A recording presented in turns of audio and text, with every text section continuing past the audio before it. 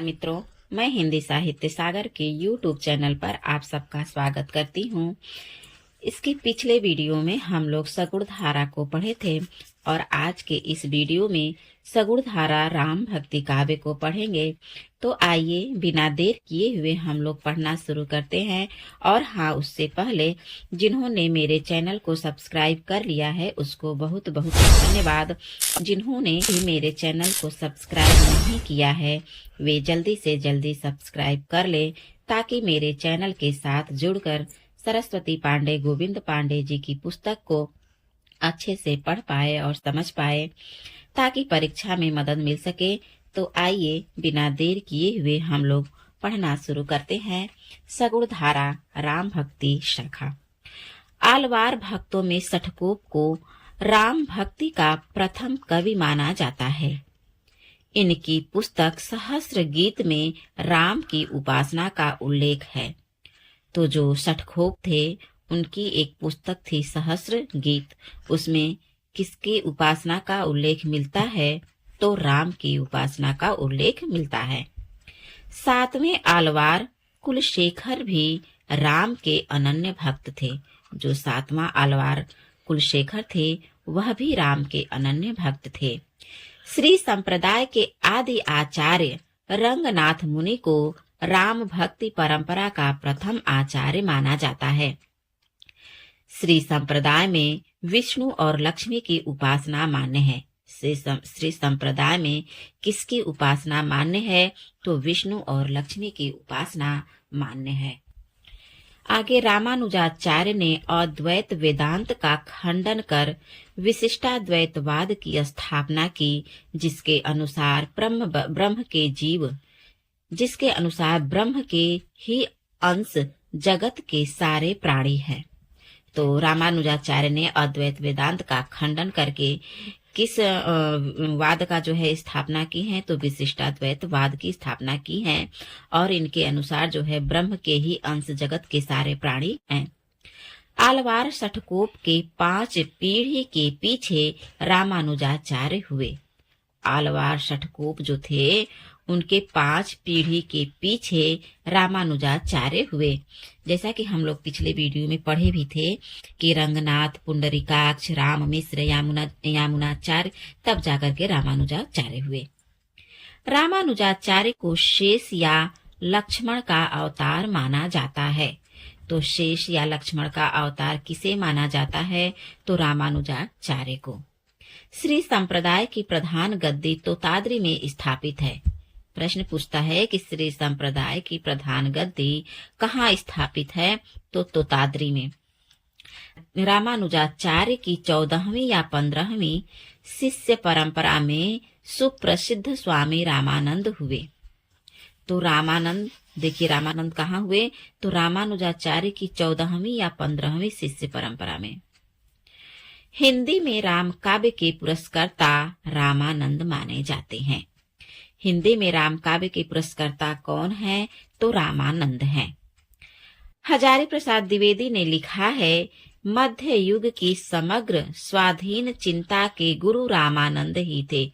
यह प्रसिद्ध कथन है कि मध्य युग की समग्र स्वाधीन चिंता के गुरु रामानंद ही थे। यह किसका मत है? तो हजारी प्रसाद द्विवेदी का है। रामानंद के गुरु का नाम राघवानंद था। हजारी प्रसाद द्विवेदी ने रामानंद को आकाश धर्मा गुरु कहा है। तो रामानंद को आकाश धर्मा गुरु किसने कहा है? तो हजारी प्रसाद द्विवेदी ने। राघवानंद ने उत्तर भारत में राम भक्ति का प्रवर्तन किया, परंतु इसे प्रतिष्ठित और प्रसारित रामानंद ने किया। जो राघवानंद थे उन्होंने उत्तर भारत में राम भक्ति का प्रवर्तन किया, लेकिन जो है इसे प्रतिष्ठित और प्रसारित किसने किया? तो रामानंद ने किया। रामानंद 14वीं शती में वर्तमान थे। जो रामानंद हैं वे 14वीं शती में वर्तमान थे। इनके रचित प्रमुख ग्रंथ हैं वैष्णव मताब्ज भास्कर, दूसरा है श्री रामार्चन पद्धति, तीसरा है योग चिंतामणि, चौथा राम रक्षा स्रोत और 5वां है आनंद भाष्य। एक बार पुनः देखते हैं रामानंद का प्रमुख रचना। तो पहला है वैष्णव मताब्ज भास्कर, दूसरा श्री रामार्चन पद्धति, तीसरा योग चिंतामणि, चौथा है राम रक्षा स्रोत और पांचवा है आनंद भाष्य आदि। रामानंद रचित प्रमुख काव्य पंक्ति निम्नांकित है।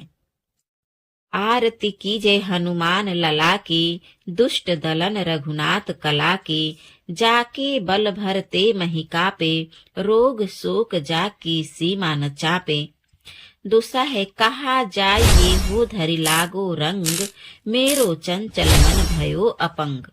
तो ये रामानंद के रचित प्रमुख पंक्ति है। एक बार पुनः देखते हैं कि आरती कीजे हनुमान लला की, दुष्ट दलन रघुनाथ कला की, जाके बल भरते महिकापे, रोग शोक जाकी सीमा न चापे।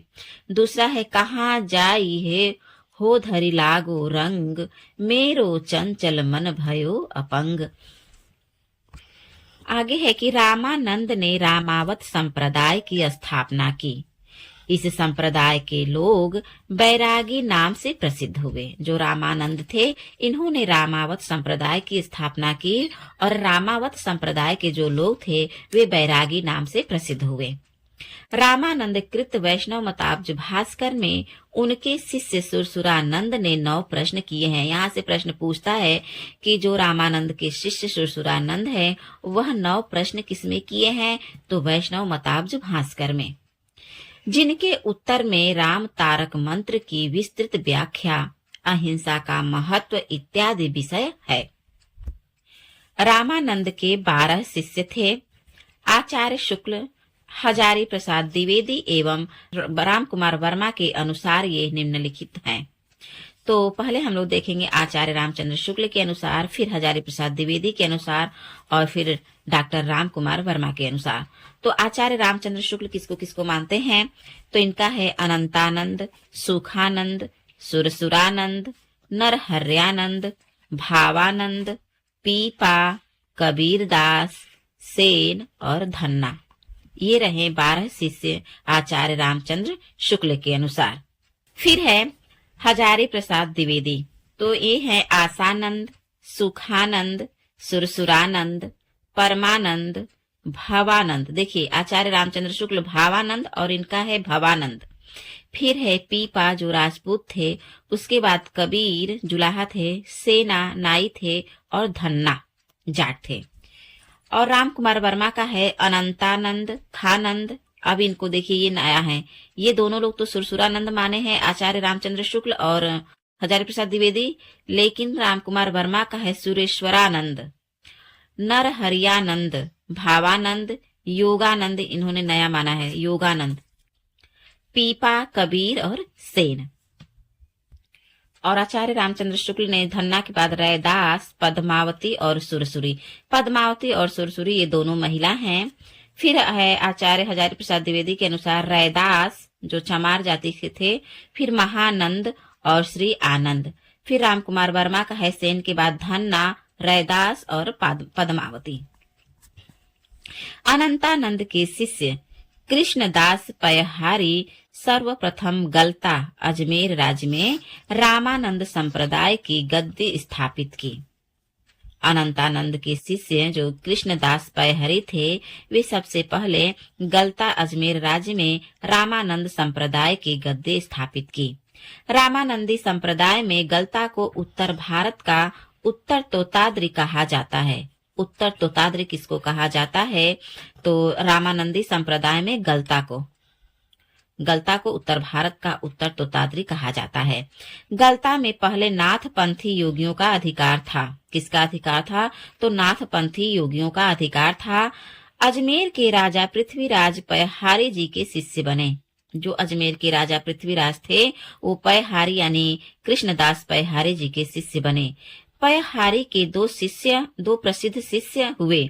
कौन कौन, तो अग्रदास और किल्हदास। ये कृष्णदास पयहारी जी के 2 शिष्य हैं, अग्रदास और किल्हदास। किल्हदास ने राम भक्ति में योगाभ्यास का मेल कर एक तपसी शाखा की स्थापना की। किल्हदास के शिष्य द्वारकादास थे। किल्हदास के शिष्य कौन थे, तो द्वारकादास थे। और ये किल्हदास किसके शिष्य थे, तो कृष्णदास पयहारी के। इनके संबंध में नाभादास ने भक्तमाल में लिखा है। किसके संबंध में? तो किल्हदास के संबंध में नाभादास ने भक्तमाल में लिखा है कि अष्टांग जोग तन त्यागियो द्वारका दास जाने दुनी। अंग जोग तन त्यागियो द्वारका दास जाने दुनी। अग्रदास ने राम भक्ति परंपरा में रसिक भाव का समावेश कर रसिक संप्रदाय की स्थापना की। यहाँ से भी प्रश्न पूछता है कि राम भक्ति परंपरा में रसिक भाव का समावेश किसने किया है? रसिक भाव का समावेश करके रसिक संप्रदाय की स्थापना किसने की है? तो वो है अग्रदास। रसिक संप्रदाय के प्रमुख कवि निम्न हैं। रसिक संप्रदाय के प्रमुख कवियों को देखेंगे तो पहले हैं बाल कृष्ण बाल अली, बाल कृष्ण बाल अली। दूसरा है रसमाला। तीसरा है राम शरण प्रेम कली। चौथा है प्रयाग दास। पांचवा है राम गुलाम द्विवेदी। छठवां है रीवा नरेश महाराज रघुराज सिंह। अग्रदास ने अपनी गद्दी जयपुर के पास रैवास में स्थापित किया। जो अग्रदास थे इन्होंने अपनी गद्दी को जयपुर के पास रैवास में स्थापित किया। रसिक संप्रदाय में इन्हें अग्र अली भी कहा जाता है।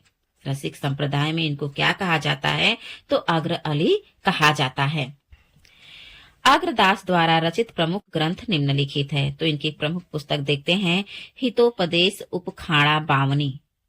दूसरा है ध्यान मंजरी जो कि रसिकोपासना का सिद्धांत ग्रंथ है। और फिर है राम ध्यान मंजरी। फिर है कुंडलिया, इसमें नीति परक है कुंडलिया जो इनका है। और आगे है अष्टयाम या रामाष्टयाम। ये जो है संस्कृत भाषा में रचित सीता वल्लभ राम की दैनिक लीला का वर्णन है। तो अग्रदास की प्रमुख रचना है हितोपदेश उपखाड़ा बावनी। दूसरा ध्यान मंजरी। तीसरा है राम ध्यान मंजरी। चौथा है कुंडलिया और पांचवा है अष्टयाम या रामाष्टयाम। अग्रदास के शिष्य नाभादास जी माने जाते हैं। अग्रदास के शिष्य कौन हैं? तो नाभादास हैं। विष्णुदास ग्वालियर नरेश डुरंगरेंद्र के राज कवि थे। जो विष्णुदास हैं वे ग्वालियर नरेश डुंगरेंद्र के राज कवि थे। इनके द्वारा लिखे ग्रंथ निम्नांकित हैं। किसके? तो विष्णुदास का ग्रंथ देखते हैं। महाभारत कथा है। दूसरा रुक्मिणी मंत्र है। तीसरा स्वर्गारोहण है और चौथा रामायण कथा है। विष्णुदास कृत रामायण कथा राम कथा संबंधी हिंदी का प्रथम प्रबंध काव्य है। जो विष्णुदास द्वारा रचित रामायण कथा है वह राम कथा संबंधी हिंदी का प्रथम प्रबंध काव्य है। ईश्वर दास ने सत्यवती कथा 1501, ये वही सत्यवती कथा है जिसको हजारी प्रसाद द्विवेदी ने सूफियों का प्रथम वो माने हैं रचना, सत्यवती कथा को। तो ईश्वर दास ने सत्यवती कथा 1501 ईस्वी, भरत मिलाप और अंगद पैज नामक ग्रंथों की रचना की। अब हैं गोस्वामी तुलसीदास, राम भक्ति शाखा के प्रतिनिधि कवि हैं। इनकी सामान्य परिचय, सामान्य विवरण हम लोग अगले वीडियो में देखेंगे। तो अगले वीडियो में हम लोग तुलसीदास जी को पढ़ेंगे, उनके जन्म स्थान, माता पिता के बारे में जानेंगे और उनकी रचनाओं के बारे में भी जानेंगे। तो चलिए आज के इस वीडियो में बस इतना ही। और आप लोगों को हमारी वीडियो कैसी लगती है वो कमेंट के माध्यम से हमें जरूर बताएं। बहुत बहुत धन्यवाद।